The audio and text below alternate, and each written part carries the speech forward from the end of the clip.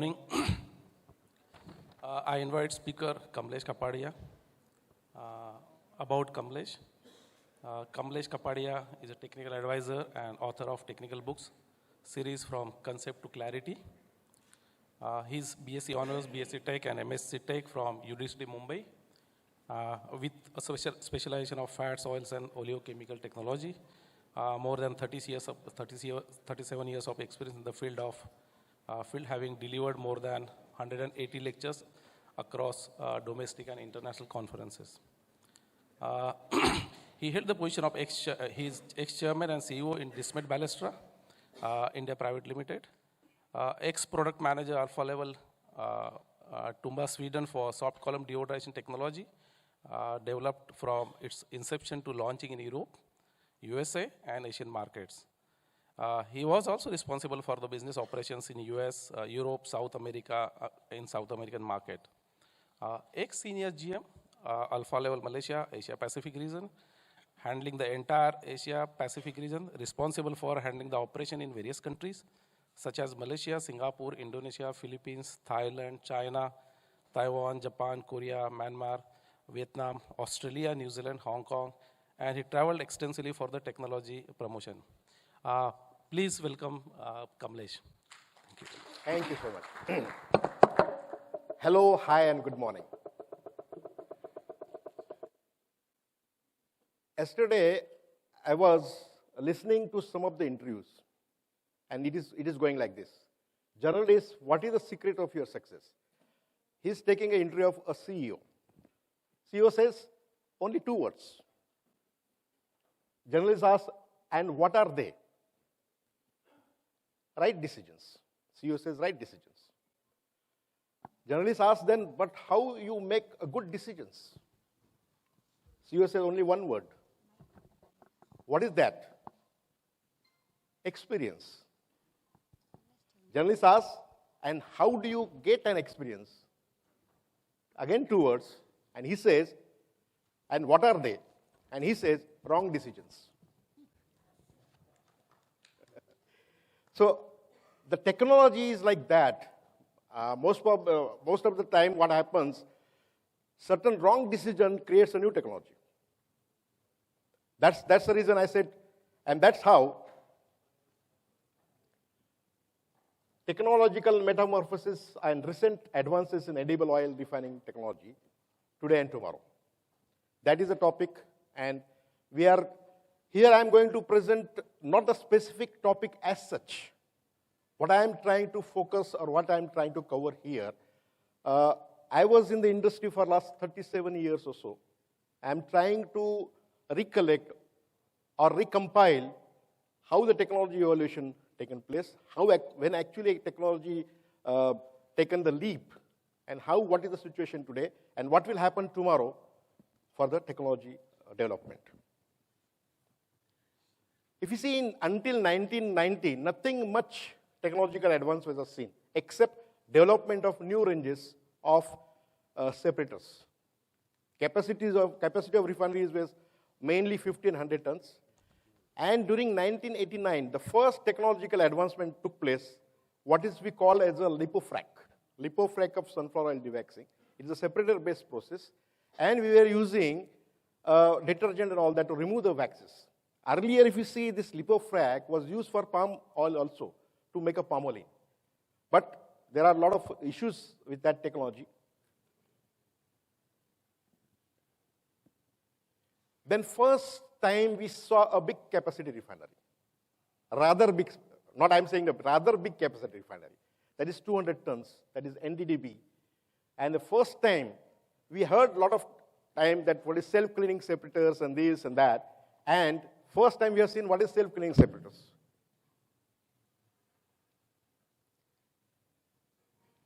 Then first time, packed column deodorized was tried for chemically refined seed oil and high FFA rice bran physical refining process. Lot of criticism in the beginning this technology has to face. A lot of people thought, a lot of experts thought, probably some of the experts are sitting in the crowd just now, that packed column is only useful for palm oil. It cannot be used for seed oils because polymerization of seed oils might block the packing of the stripper. That's how it is. Then, based on this, one of the sensational technology, what we call as a soft column, was launched in 1999, February, New Delhi, and incidentally I launched it. I came from Sweden, I launched it. This technology brought certain concepts, such as flexible holding time, economy, steam consumption, and tocopherol retention, tocopherol removal. These particular things were taken care here. Then another technology immediately after this technology came is completely Colistock, all in one. No civil work, nothing, all in one, and fully modular. So you can see there, even scrubber, your heat recovery, deaeration, deodorization, everything inside. In fact, the scrubber is also inside, which is generally out of deodorizer. Then came a port business. The first large capacity put up by Adani Wilmar is 600 tons per day. And that is exactly in 1999. And 1999 was a year where new era of technology started. In between, the first time biodiesel technology was introduced in IICT, incidentally that is also launched by me, Hyderabad. And you'll be surprised that as soon as it is launched, 5 to 6 projects finalized within 6 months. It is so big buzz about biodiesel, biofuel, this and all that. But food versus fuel debate, no clear government policies as of now also, no clear this one. A lot of biodiesel projects were coming and running, but not at full capacity. But what happened, it is a blessing in disguise sometime. The people who have put the biodiesel plant, because biodiesel is having a pretreatment plant, what you call as a bleaching and deodorization, to remove the FFAs and all that. So what happened, they have realized this, okay, biodiesel is not there, what to do? Because investment is almost 150 crores. What to do with that? We cannot just sit on that investment. So a lot of people decided, and one of them, convert biodiesel to edible oil refining. And surprisingly, one of the player in the market today, having 7% market share of refined oil, initially gone for biodiesel. I will not take the name, of course. Now, what has changed? I saw somewhere, 1 rupee in 1917 was looking like this. And that time, 1 rupee was $13. Now, after 100 years, it is, you see what is happening. Rupee 70 is $1. So, this is what I'm saying. The things are keep changing and changing and changing. And that's exactly what happens with technology. Now we are coming, see, if you see 1971, hardly anybody heard the refined oil consumption. A lot of people were eating that ghani oil and this and that. Nobody was using refined oil that time. 1970, hardly any refined oil consumption was there. By 1991, the refined oil consumption is around 6 million metric tons. But that time, if you see, the edible oil production in India was just sufficient to meet the consumptions. The thing started changing from 1999. If you see palm oil, from 6% in 1992 is gone to 46% now. Rapeseed oil, soybean oil, sunflower oil, and rice bran oil. Now, once rice bran oil was not supposed to be a edible quality, now it is becoming a 5%, if you see 5% due to oryzanol content. So what happened? The new oil, new challenges, new processes. And we have to gear up, technological people or industries has to gear up to face the new challenges with new oils. And what are they?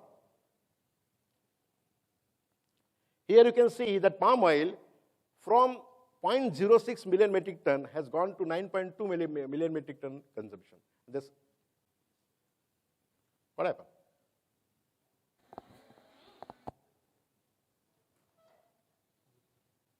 Okay, fine. Sorry. This is exactly what is happening, you can see there. And you see the world oil production today is 196 million metric tons. And that of palm oil is 34% out of that. Now, any technology development takes place, there are certain technological attributes, I call it. What are they? First of all, the technology which has been produced or technology which has been sold in India at least has to have a good OPEX. Economically feasible. Economically feasible means what? Low steam consumption, high heat recovery, OPEX, zero effluent, and high consumption vacuum system and all that. That is priority. But quality is also equally important. And you can see the quality, we have various aspects in quality. Trans fatty acids, tocopherol, retention, removal, dual and temperature flexible holding and all that. 2-3 MCPD and GE issues. And then you see the latest information that 14th February it is published in the paper that FDA will now insist the trans fatty acid issue in India for refined oil. So now we have to gear up because all the issues like trans fatty acid, MCPD, everything comes first in the Europe and then it comes to India. But now India is gearing up because all the people are become health conscious. Demography says that younger people are more, so they are also health conscious. Income has increased. So that's how the things are improving. And then of course flexibility. It has to have a flexibility in the process.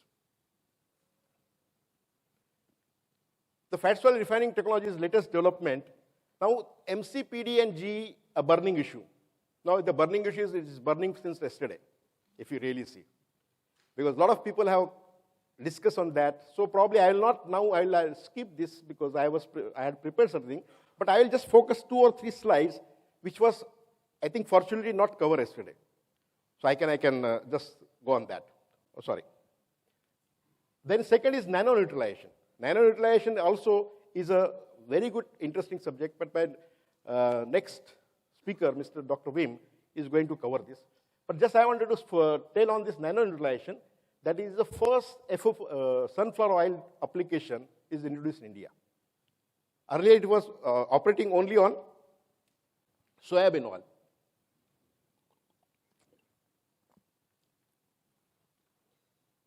Then there is certain development in sunflower oil dewaxing and winterization. And then, of course, it will be for rice bran. We'll cover that afterwards. And there is introduction of continuous palm oil fractionation. Earlier, you must have seen the traditionally last 50, 60 years is a vessel-based technology, the batch type of technology, and sometimes energy was required and energy was issue there. That's how it is developed. And then Colistock plus deodorization technology. And then low transdeodorization also is there. Okay, today's structure of interest. See, this is only I have made the layman's because I don't understand the chemistry much, so I myself made myself how it looks. And then it is 3 MCPD means when chlorine is at the place of 3, it is 3 MCPD. When it is at position 2, 2 MCPD. And how it is formed, it is already explained because when palm tree grows, it takes a certain chlorinated compound from the soil and it gets assimilated into chlorinated compound in the oil, which releases hydrochloric acid. And that hydrochloric acid is a precursor for the MCPD. And then you can see free molecules at the right side. That is actually free molecules. And you can see that 2018 limits are already 1 and 0.5. 2020 is going to be stricter. So this is going to be the issue, burning issue in coming days. And what is important is that good understanding of the mechanism of formation and physiochemical characteristics is a must. If we understand that, then any problem can be solved. Now, if you see GE is exactly what is a soybean oil. That means trans fatty acid or to soybean oil is GE to palm oil. As exactly. Because high temperature, high retention, trans fatty acid increase. The similar way, triglycerides, if it is high temperature, high retention, GE will increase. That's as simple as that. High DG content is equivalent to 18.3, that is linolenic acid in soybean oil. So you can just relate how the trans fatty acid and this DG is there. Feedstock quality for this we have been discussed yesterday. High FFA, low DOBI is basically a basic troubling aspect for this. And if you see this molecular weight, like free molecule of MCPD and actual molecule triglycerides are, if you see the range 1:5 in case of MCPD and 1:4 is there. So how the things becomes complicated? You can see here. Sorry.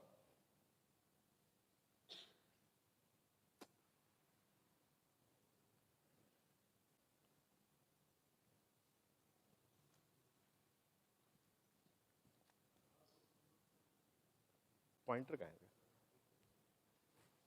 Oh, sorry, no problems. Happens, technology problems. You can see here. So limits year to date for 2 ppm for this one, 3 MCPD, and then 2 ppm. So 2 ppm, there will be 11 ppm 3 MCPD diesters. So that is the complicated equation here. Now, what is known about MCPD and if you see the toxicity, both are carcinogenic. Only G is that they are genotoxic and MCPD is carcinogenic.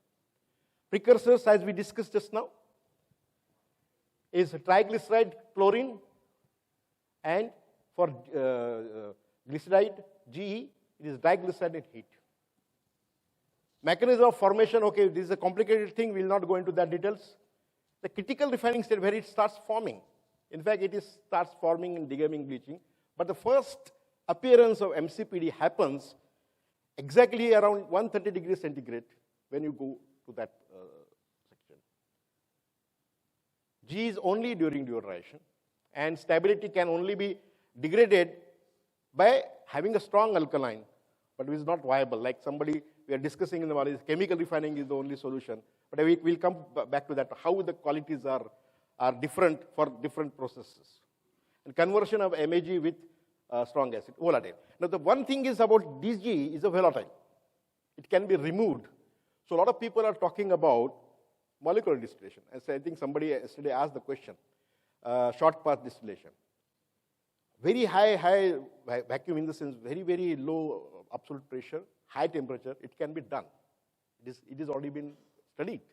But the losses are 10%. You can remove it, but losses are 10%. Investment is heavy, so nobody is going for that. And recently, I think you must have heard the name of Stephen, who is doing the MCT, medium chain triglycerides. So the medium chain triglycerides, he's applying that particular technology here so that the MCPD and the D are converted to triglyceride in situ. So that technology, I think, is recently published or recently presented in AOCS last year. And that is, he has not given the patent outside, but that is going to be the next move, next thing for this. Now, but we are talking about quality. Yesterday, everybody talked quality, but nobody has talked about figures, because figures are also important, because sometimes our mindset is like that. When we see the figure, we understand. Here, see that CPO 3.4% FFA and DOBI 2.6. Unwashed physical refining, you can see 1.21 is MCPD and G is almost 0.4. It is unwashed, but it is a good quality. But if you go to poor quality, where today DOBI is 1.72, because India is going to be a problem, because we'll never get such a good quality, DOBI more than 2.3. We cannot insist, because whatever we get from Indonesia, Malaysia, we have to accept it. That's the problem. So how to challenge, how to take that challenge? If you here see poor quality, but even though poor quality, if you do the chemical refining, it will not even match with your good quality washed physical refining. And that's the point, and that's the question here. Now, how to improve traditional palm oil refining? This is basically, I am giving, not going into detail, just giving the people who are sitting in the, as the delegates, who are having physical refining and what they are doing. The traditional process is, we know the traditional process, is a dry degumming, then bleaching, and then deodorization. And deodorization always takes place between 250 to 260. Residence time is 45 to 90 minutes, then 2 to 4 millibar and all that. This is the traditional physical refining today. And we are doing that. But suppose we are having a bad quality oil, and still we have to face the challenges, how we should do. That is, certain suggestions are here. Alternative option is that dry degumming, no, don't use HCl. Try to do wet degumming, what we call as a washing. For bleaching, don't use the bleaching earth which is activated by hydrochloric acid. It is a precursor. Try to avoid that.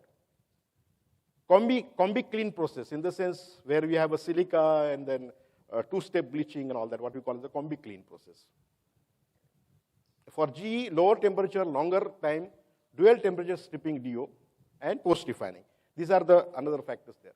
So here you can see how the stripping short residence time reduces or controls the GE. From 220 to 260, color is 12 from 20, but GE increase is not there. So this is something what we call as a optimum physical refining. So this is the, as of now, this is the only area or optimal physical refining we can carry out to face these problems or face this MCPD issue. Yesterday, a lot of things have been discussed, but this aspect is not covered. So I am just going one slide on that. A lot of people thought, suppose you do dry fractionation, what will happen to MCPD and all that? The MCPD will get concentrated olein. So instead of solving the problem, it will inflict the problems. Not possible. Okay, what happens if you do the enzymatic intensification or chemical intensification? What happens? Okay, enzymatic intensification also, it is on increasing side. But if you see, chemical intensification, MCPD has come down. And that is basically, it is a strong alkaline condition because there is a sodium methoxide is there and sodium is there, alkaline condition is there. But surprisingly, GE has gone from 5.5 to 87.8. That is basically due to this. You can see that how it is increased. This is nucleophilic substitution reaction. Okay, this reaction I will not go because otherwise it is going to be too much in the organic chemistry. I will not go into that. But just to give you that how this happens, nucleophilic substitution reaction. Then after this, suppose we take it to the next stage. You can see here, if you use acid, that is hydrochloric acid, again MCPD increases. But if you don't do that, then MCPD is under control. That's exactly the challenge, that don't use HCl. Wherever chloride is there, try to avoid that. So that is little bit about MCPD. I had a lot of other this one, but I have cut it down because we have already covered it yesterday.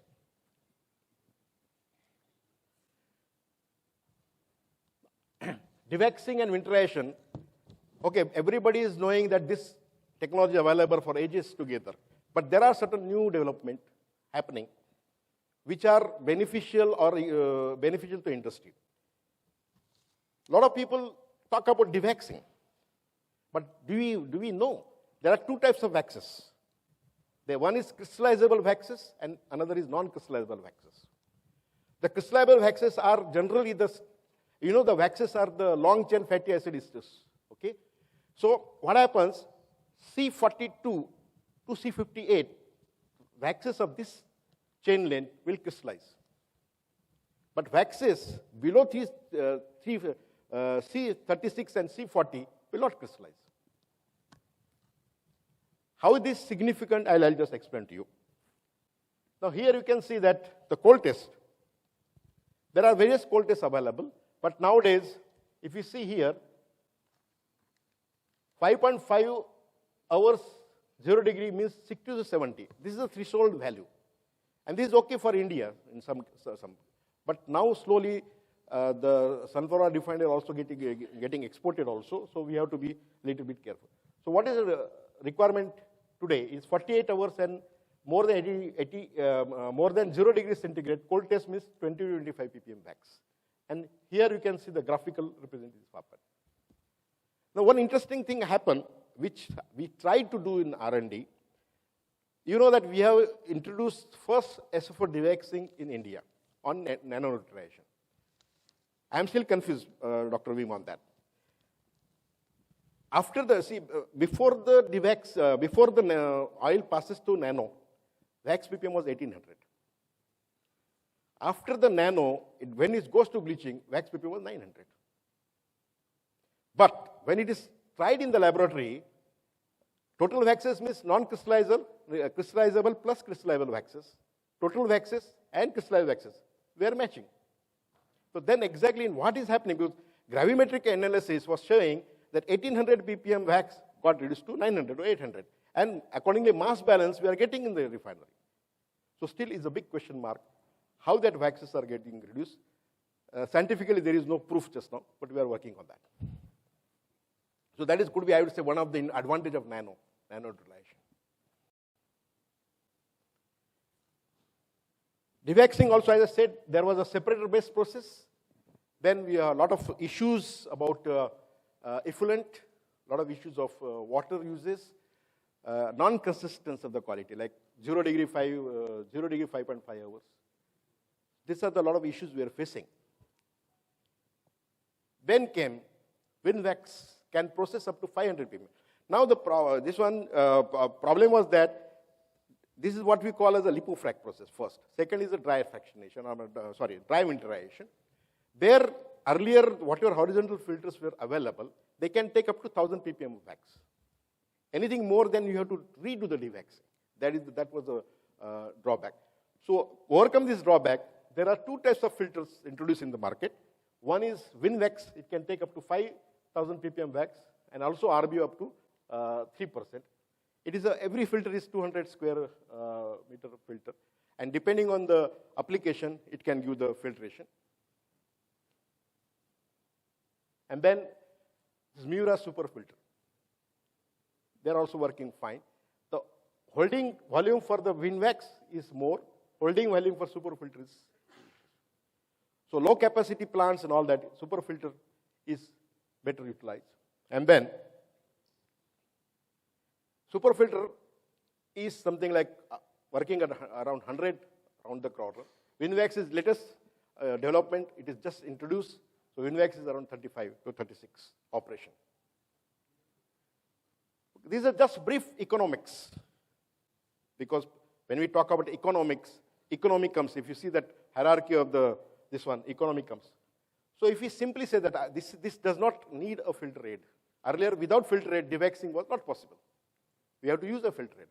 And when the waxes are separated, that waxes with a filter aid was useless. It is no market for that. So here you can see 200 and filter aid. Plain filter aid is 4 kilo. Filter aid is 28 rupees kilo. Wax ppm was 0.2%, that is 2000 ppm. And oil in wax is 80%. Oil in filter aid is 65. So it's a misnomer. If you see here, it says the oil in filter aid is 65%. That means it should be economical. But that is not the case. Even though it's showing 80% here, it's still economical. How it is? You can see here, wax generation 10 kilo, but you are getting the value for that. So for 200 tons, your saving is approximately 134 lakhs per year. And that is the beauty of this. With that, we come to the next stage. As I said, earlier the palm oil fractionation was done vessel base. That is what we call as the batch type. Still today it is preferred. So sometimes it is said that recipe adjustment or recipe required for batch is something like critical. Like for example, if we take the example of Hindustan Lever, whatever happens, they believe in batch process. God knows why, but then that is the case. I would say, mindset. Then here, we have, there is an introduction of continuous icon, what you call the continuous fractionation process. And it is something a 3G mobilizer. If we, okay, I'll not go into that detail because there is a slight video is there. But major advantage of this technology is that earlier, if you see, yield was 78%, was supposed to be good. Then it has gone to 81%. Now today, it is almost 84 plus minus 2 it is getting. Now, a lot of people say, what is great in that? This is the formula, and on the basis of this, it is happening. What is the great in that? But then, your movement, crystal formation and all that is additional 2%. Because high pressure membrane filter can give yield something like half to 1%. But the technology, the real crystal formation can give it. Otherwise, this is not possible to get up to yield 84. And that's how that stearin is coming to 16%. And this is how, this is very important. Steam consumption. Because in palm oil, it is said that palm oil crystals have a strong memory. Once the crystal is formed, they have a memory. They will behave as per the memory. Until you remelt them, they will not lose that memory. So again, we have to cool it, heat it, and again cool it. That's all. But here, adjustment in such a way, okay, this is something just quickly shown that how it is done. There, heating and cooling, everything, heat recovery is taking place here. And then you can see the sink consumption is 27 kilo per ton. And power has also come down. Because the capacity, suppose we are doing that residence time required for case of vessel base or batch type of this one, 8 to 8.5 hours is required for the fractionation. But that is not the case here. It is 4.5 to 5 hours. That's how you reduce the number of crystallizers, you reduce the number of the space required for that. I think nobody is doing this in India at least, but it was introduced some 4 years ago. That is stirring refractionation. What is mobilizer? See, mobilizer is having that movement, coil movement inside, and heaviest viscosity material it can move. It cannot be possible in the batch type of crystallizers. So if you see that PMF, palm mid fraction can be produced here. And what are the yields? It is actually 8 to 10 plants are working in India. And that is a very good additional benefit. Because otherwise, stirring either is going to oleochemical or it is going to some other use. But here it can be, because this PMF and all that can be utilized in some of the cocoa butter and cocoa butter equivalent substitutes. Now coming to RBO, rice band dewaxing. Earlier, rice band dewaxing was a big challenge because 16-degree cloud point was allowed as such. But now the health consciousness is there. So people want exactly the same quality what they are looking for sunflower, which is not possible traditionally as of now. We have done a lot of trials, a lot of field trials, plant trials and all that. So this is, the new application has come. I think it is a newly published. Before this conference, it was not discussed anywhere. So this is newly published here. So here you can see that after RBO dewaxing, there are two types of dewaxing we can do. A lot of people do just dewaxing and don't do the winterization. After dewaxing, what happens if you don't do the winterization? There is called a 2% tristirine are there in rice bran, which is not removed in that dewaxing. But a cold, if you want to have that better cold taste, it is very difficult to get that. So government has given 16-degree cloud point, but that is not correct. That is not applicable now. Now 10-degree cloud point is possible by dewaxing, simple dewaxing. But here, when you do the dewaxing, now here, there is a mobilizer. Mobilizer, again, I told you that it can deal with highly viscous material.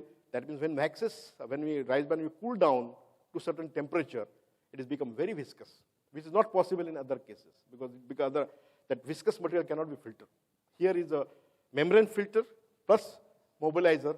The first step is that you can get a dewax oil of 0.4 degree, cloud point of 4 degrees centigrade. DEVAX oil yield is 95 to 97%. Now winterization. Suppose we do dewaxing first and winterization afterwards. This is the results. Winterized oil cold test is 0 degree, 5.5 hours. That's exactly what we are giving for sunflower today. And that is what is required today. Because sunflower, as I explained to you, that rice bran oil, 5% consumption is fine. Because a lot of people are now promoting rice bran. They're consuming rice bran, and really good. If you do the physical refining, only original is possible. If you do chemical refining, original is gone. In Thailand, still they do the chemical refining. So it becomes easy for dewaxing, but in physical refining, the crystal formation and all that is a typical aspect. Because crystal formation in rice bran and crystal formation in palm oil are totally two different areas or two different aspects. Now, a lot of people think that why we should do a separate dewaxing and separate winterization. Can it be done combined? So yes, there is a solution. We can do combined also. So combined dewaxing and winterization will give you winterized oil cold test of 5.5 hours and winterized oil yields 90%. If you do dewaxing, winterization yield will be lower than 90%, but here you can get it. And of course, yesterday we had discussed the Qualistock new deodorizer is introduced a few years back. There are a lot of plants are working on that.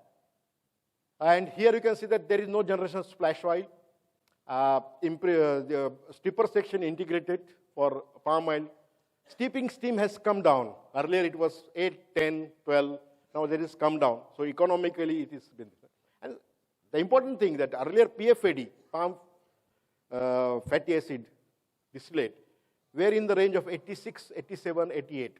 Now there is a special technologies introduced here which gives you FFA of PFAD 93. Means FFA of PFAD 93 means you get better yield. And again, this is the integrated stripper which can give the flexibility, as I said in the beginning, whether you want to keep tocopherol removal or you want to keep tocopherol content in this one. Because tocopherol is going to be a major aspect in coming years, which we cover in the next session. And you will understand how that is going to be very important, vitamin E and all that, how it's going to change the scenario in coming years. This is the overall look. And finally, the new deodorizer just around the newborn baby is low trans deodorization. Thank you so much.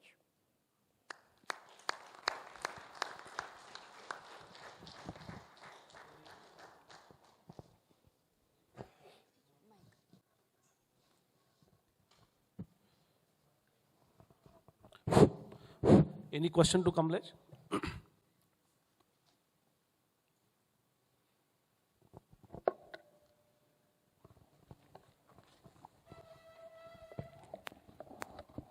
No question is bad scenario. Yeah, good morning. Here is a question for you, Kamlesh. It's Sai here. Okay. Yeah, you talked about this nano. And is it, why it should not work for SF? Why is that for the first time SF and all? Even about 4 or 5 years back, I also put this question to your team. But that one, it was on soybean. Soya, yeah, if it works for soya, it should also work for sunflower. It is only that is the logic there, because our people in Europe, they are so particular. If it is performance is taken on soybean, okay, if it is in sunflower oil, they will be thinking twice. So we said, okay, we do that sunflower oil dewaxing or sunflower nano first time in India, and we have done it. You are right, with the soybean or sunflower, is not both are almost the same quality of. And I would have told you that I would even mention that, even feel that, depending on the parameters and then the quality of the oils, if it works for sunflower, it may not work for soya. That can be a question. But if it works for soya, it should work for sunflower. No, I think it's work almost 40-50%. I think Dr. Vim is going to cover that aspect. You will get the latest scenario of the nano, what is happening. So do you recommend for us to go ahead with the nano for our biggest plant, largest plant? I think that question will be best answered by the real expert or my next speaker, Dr. Vim. The second one is about this RBO. RBO, I mean rice bran oil. See, most of the rice bran oils are being contaminated with, mixed with glycerolysis product of oils. And it is, even today also, nobody can say that it's not harmful. It is harmful. And even FSSA also is going to release their legislation now, very, very soon. And that is the one issue in front of our industry. I wanted to share with you. And thank you, and a very nice presentation. Thank you so much. As expected. Thank you. Thank you so much. Good morning, sir. Just one quick, easy question. Point for it you. out because Yeah. I'm not able to see because it's important to This see side. the face first. Okay. Yeah. Shailesh. Okay. Yeah, Shailesh. About winterizations, you said Winwax is used. Ah. And that, but what is the quality on the Winwax? It is not given, like, so how much wax ppm? Because earlier slide we have seen that wax ppm, cold test, and 5 up to 25 bpm is going to be, so what is the Winwax? In wax Winwax, ppm? Winwax, we have done that analysis. You get some in the range of 50 to 60 ppm of waxes after doing the wax. Because another thing is, remember, this is not only filter, we decide the quality of oil. It is the crystallization also. So both together, it is not a filter only. Filter will filter what has been fed to it. Or what is feeding to filter has to be prepared first in the crystallizer. So crystallization, your timings and your crystallization cycle and all that is important. But as compared to this one, we are getting 50 to 60 ppm of waxes. So it will meet the next generations like requirement of the waxes? Yeah, And, we are, final- that exactly I have explained in case of rice bran, because we have tried membrane filter also, that where we can do that. But as of now, there is no results on membrane filter. Thank you. Thank you. Alam, that's an easy question for you. We know about 3-MCPD and how much Okay. work they have done Enough and all is these enough. things. So, when I was growing up here, we were using trans fatty acid 50% in our diet. So I'm still alive. So I don't know how big of a deal of 3-MCPD, but it is. Whoever is going to buy now palm oil, they have to have this analysis and done. I'm talking about, as you mentioned, the precursors is HCl, hydrochloric acid. How about not using those activated clay? Just go with the natural clay, and with these developments of Dismith or Crown, with this fancy deodorizer at low temperature, high vacuum, minimize that formation. I know the color will not be matched, but has anybody done that or approached that that way of processing, not using activated clay, just by natural clay in the processing world, like you guys? Yeah, as I explained that there is not a solution as of now, permanent solution, because a lot of people are saying, in the morning also we are discussing, that chemical refining but chemical refining cannot be economical. So if you see that what is optimize physical refining aspect what I have presented, that is, I kept the India in the perspective, what should be done in India. Internationally, Europe and all that people are doing a lot of other things.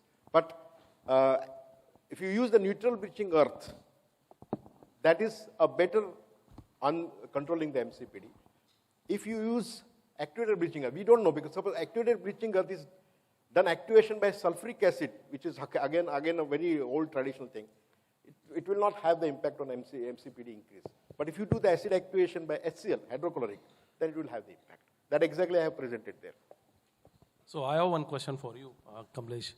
What you have covered is the lot of evaluation in the processing parameters, technologies. How do you think that, how it is going to help because the people are talking about Industry 4.0 now, means the use of automation, robotics, machine learning, and artificial intelligence. So how do you think maybe next 10 years, the equipment, the technology supplier like this Meta Alpha Level or whosoever are there, going to cope up with this, especially for India? This is somewhat imaginary for me, because when I say today and tomorrow, it is a process of continuous improvement. I can say that. Because what we have seen in 1996 or 1999 is totally different today. The new challenges are coming every day. We never knew that MCPD was a challenge when we were processing earlier. A similar way, there are a lot of other challenges are coming. So I think every supplier, they're having their own R&D and they're doing. So I think in next 10 years, you will see a total different technology. different technology. But people are gearing, challenges are there. Okay, thank you. Sir, question from you. This is Prasad from Parak Food. Prasad, Yeah. Sir, you mentioned that there is a wax, when we do WinWax filters, there's a 80% oil in it, and the 20.2% is wax. And is there any mechanism to take out the oil from the wax? So 80% wax can be recovered continuously? yeah, it is there. See, what happened, here what you are getting is a pure wax. Yes. Okay? If you sell this wax, you get 24 rupees a kilo or 28 rupees a kilo. Okay? Either you sell the wax as such or recover the oil and sell it. If you recover the oil and sell it, you get a better price. But for that, there is a hydraulic. Today, as of now, there is no solvent involved. There is a hydraulic press. So where we have to just, okay, it is traditional and this one. So you have to put in the gunny bags and put in hydraulic press and remove. After doing that also, your wax content in the wax will not come down below 45%. Yes. So is there any continuous process like that? No, that unfortunately has not been developed because people say that anyway wax has been sold like that. The major concern was filter aid in wax, which is removed now. So that is the first step. A second step will automatically come. As I said, there is a continuous improvement. Issues are coming. We are approaching the issues and solutions are coming. Right, sir. Thanks. Okay, so if there are more questions, you can take it during the break. Thank Yeah. you, Kamlesh. Thank you for highlighting all this. Okay, so let us invite the another Sir, I speaker. would like to request you. Thank you, sir, for your insightful session. I would request our chairperson, Mr. Bhaskar Khande, to felicitate our esteemed speaker, Mr. Kamlesh Kapadia, with a memento.